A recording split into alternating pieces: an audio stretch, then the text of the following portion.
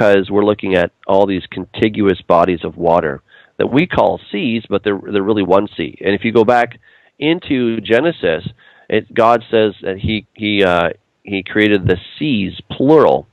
And so in the beginning, you had many seas, and then when John says there was no more sea, it's singular, indicating that the contiguous body of water that we have today will be gone.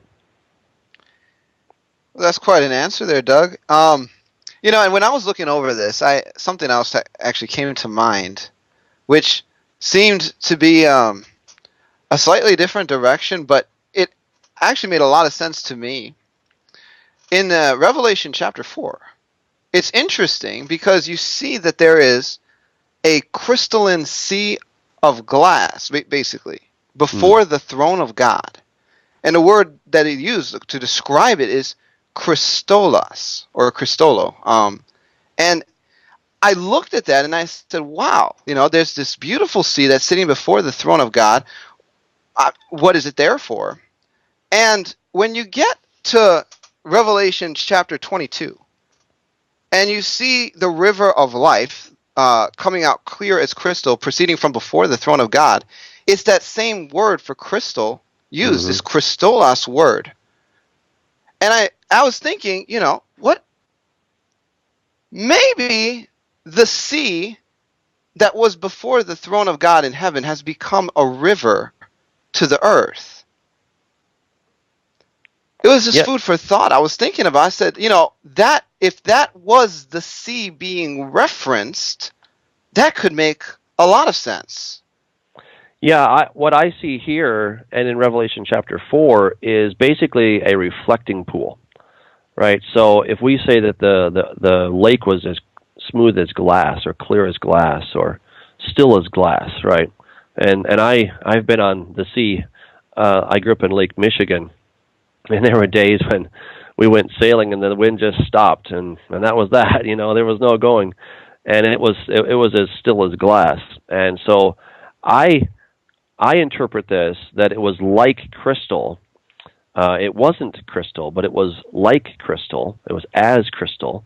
That just as you have a reflecting pool, you've probably been to a mall or something, or some beautiful garden where they have the water is coming up, but it doesn't come up with such force. It's still as clear as glass and as smooth as glass, and then it gently drapes over the side of the fountain. And that's how I would see it, that this water is coming out of the throne. It's going into this pool, a sea, if you will, and then it goes into this sea, and then it just sits there until it slowly goes over the sides. Now, there may be a great quantity, but just the way that this pool is made, it looks like it's as clear as glass or clear as crystal. So that's how I would see that. And then that water then goes down and it feeds the planet from there. So I imagine there to be this great waterfall at some point. I don't know.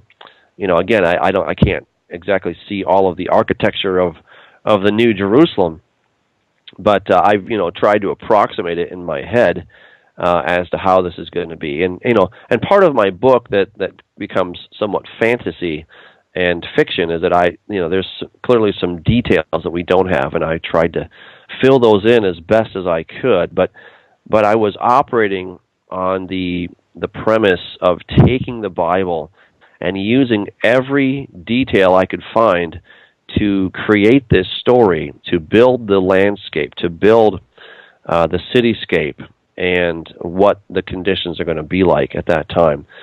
So seeing that sea of glass before the Lord, I don't think it's a sea made of glass, but I think it's a sea that is as glass. It's as smooth and still as glass. That's exactly what I'm saying. Yeah, yeah. Fantastic. But no, okay. Well, here's the next question, Doug, that I want to throw out to you. And this one I think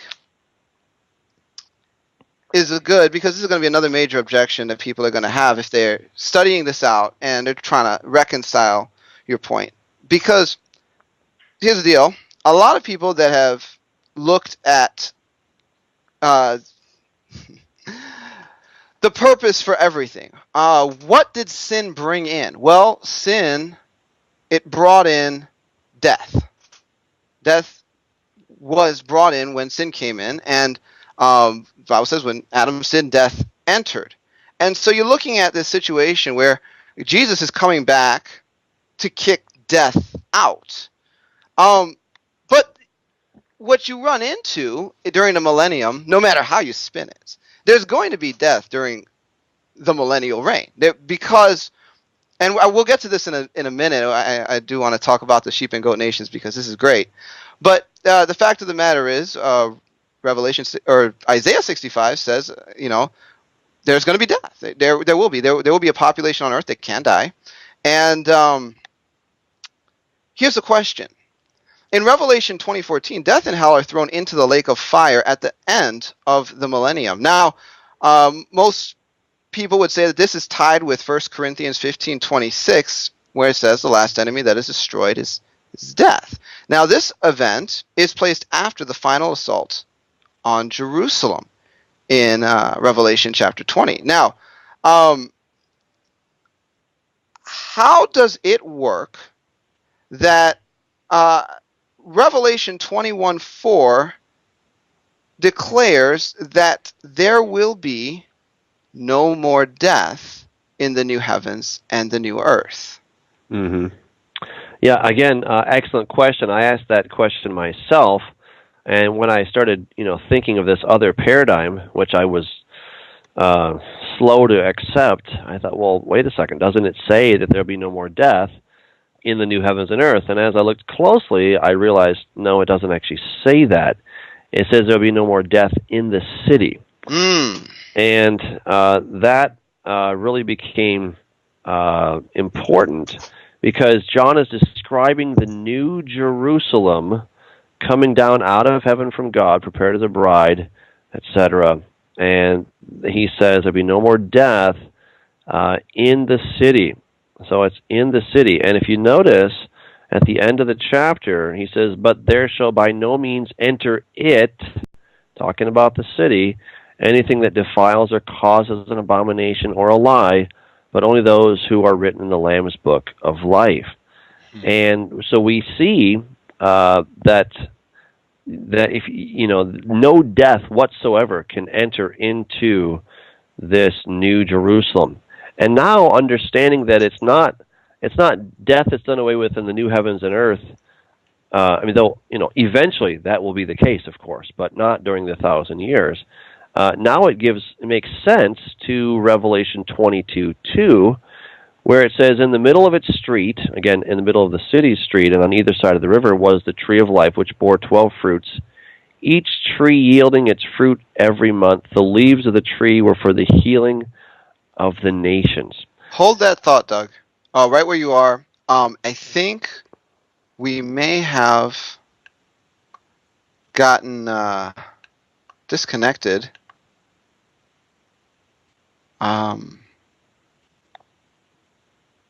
Hold on one second. I'm sorry, worries. folks. Those of you that are listening, it looks like we're having a brief technical difficulty. But we should be back up right now. Keeps it exciting. Right. Let me see. If you're there, Troy, can you call into Blog Talk and pick this show back up? There we go. Excellent. No, that's okay, Troy. We got it. We should be good here. Since it appears you're calling back into a live show, we are reconnecting you now. All right, and we are back on Discovering the Truth with Dan Duvall. Sorry about that, folks. We lost connection there for a minute. I'm sorry, Doug. Can you rewind about 20 seconds of what you were saying? Absolutely. And then continue? Yeah, in Revelation 22:2, it says that on either side of the river of life was the tree of life, which bore 12 fruits, each tree yielding its fruit every month. The leaves of the tree were for the healing of the nations.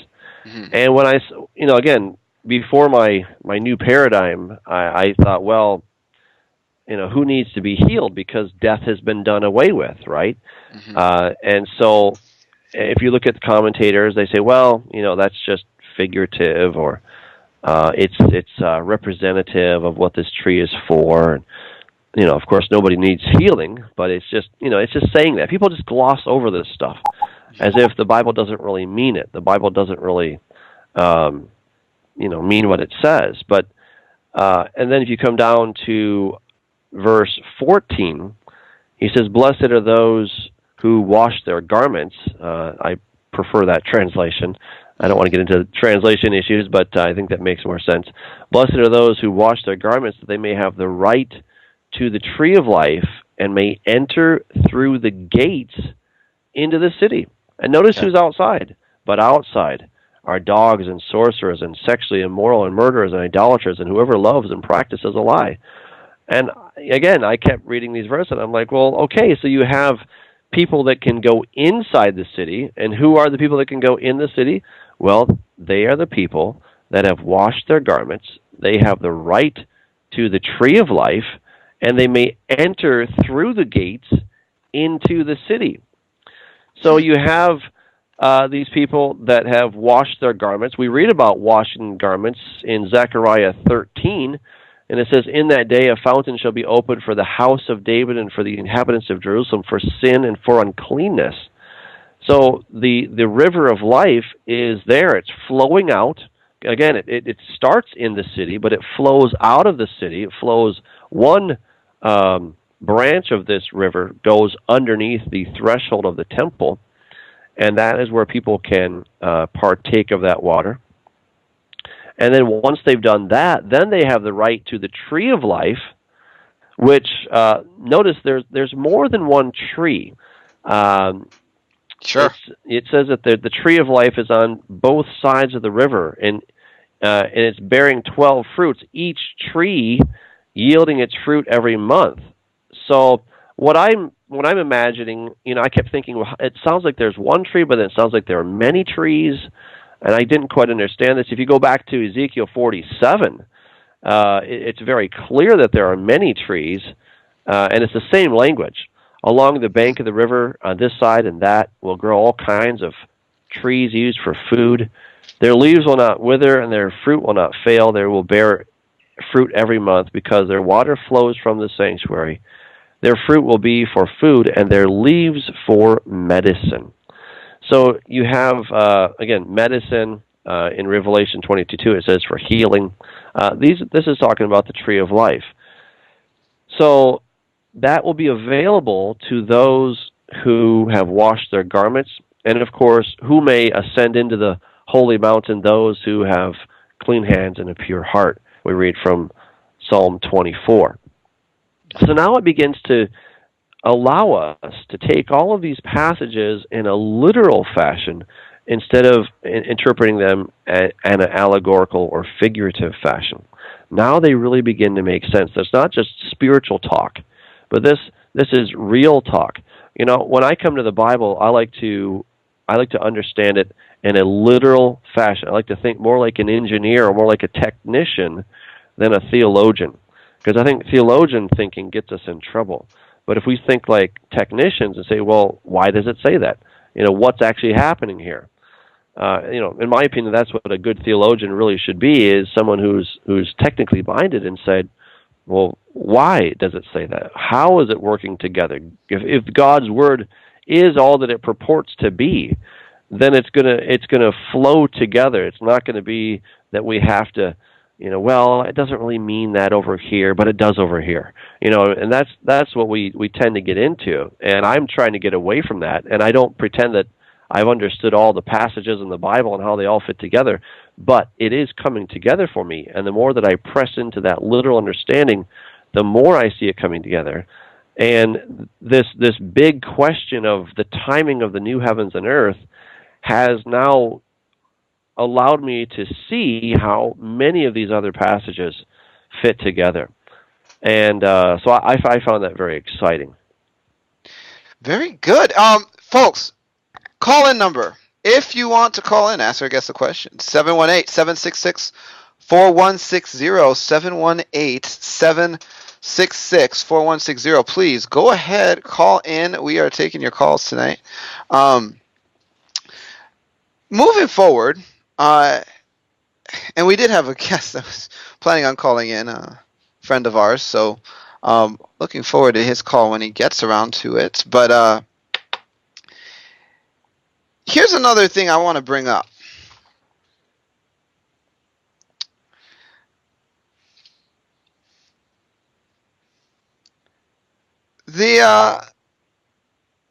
As we move into this millennium, so to speak, there's a huge transition that takes place. Now, on the side of those that are Christian, those that have been raised from the dead and so forth, we are going to have new bodies. Now, what I want to ask you is, one, how have you imagined these new bodies to look like and to function? And two, what are we going to be doing with them? As a matter of fact, hold on. We just had a caller come in, so I'm going to put that question on hold. I'll ask you again in a second. It's not going anywhere, but I do want to take this caller here from an 808 area code. Welcome to Discovering the Truth with Dan Duvall. How are you doing? I'm good. Hello, Dan. Hello, Doug. Hey, how are you doing? All right. Peter. How's I my recognize your audio? Is voice. it coming in okay? You sound just fine, Peter. Those of you that are listening, we have just been joined by Peter Goodgame, author of several books. And, redmoonrising.com is your website, correct? Yes. Ah. But I'm really excited about what Doug's sharing, because it was just recently where these kinds of ideas started coming into my head. And I just began to toss around this idea that, it kind of looks to me like things would make a lot more sense if the New Jerusalem descended to earth before the millennium. Mm-hmm. And so I've been doing my own study, and then I hopped on Google and I tried to find, if anybody had ever thought about that. And then I came right to some of Doug's stuff, and I watched a couple of his YouTube videos, and I was blessed to see that someone's already really grabbed a hold of this and really gone deep into it. So, I really appreciate this, Doug. I think this is it's real paradigm shifting. It is. This is a big deal, but it's amazing. It's exciting. Thank you, Peter. I was delighted to have someone like yourself discover this, and actually, I'm excited that the Lord is showing you this, independent of me. I mean, that's real confirmation that, I'm not just some crazy guy. It's kind of scary to be the pioneer, but again, this is the Lord opening this up. This is the Lord showing us just a new paradigm, and I think we've all been stuck. I maintain that we're all stuck in a Augustinian worldview, and only slowly are we shedding that. I think there's a few things. Our study of prophecy, of theology, we're kind of, as lay people, we're kind of shepherded into all these different camps, where each group, whatever we want to call it, has everything figured out. And they say, if you want to believe this one thing, then you got to believe all of this stuff too. And what I'm seeing is that I'm kind of just sitting back and picking and choosing from all these different, and I'm just trying to, I pray, I study, and I ask the Lord to show me, how does this really fit together? But let me just share a couple of things that kind of opened my eyes to this. Just the fact that Psalm 110, it's like the most quoted Old Testament prophecy in the New Testament, talking about Jesus who's ascended to heaven. He's going to remain at the right hand of the Father until all of his enemies are defeated, right? Mm-hmm. And then we see in 1 Corinthians chapter 15, Paul says that death is the final enemy to be defeated. Mm-hmm. And so for me, this was like, okay, Jesus is going to remain right next to the Father until death is defeated, but yet we see here that death isn't defeated until the end of the millennium, but yet we have this view that Jesus is coming back before the millennium, and he's going to reign, in a new Israel, a theocratic state, ruling over the Gentiles for 1,000 years. but God's going to stay in heaven during that period. Mm-hmm. And then God's going to come down with the New Jerusalem after the end of the 1,000 years. Well, the New Jerusalem says that it's Jesus and God.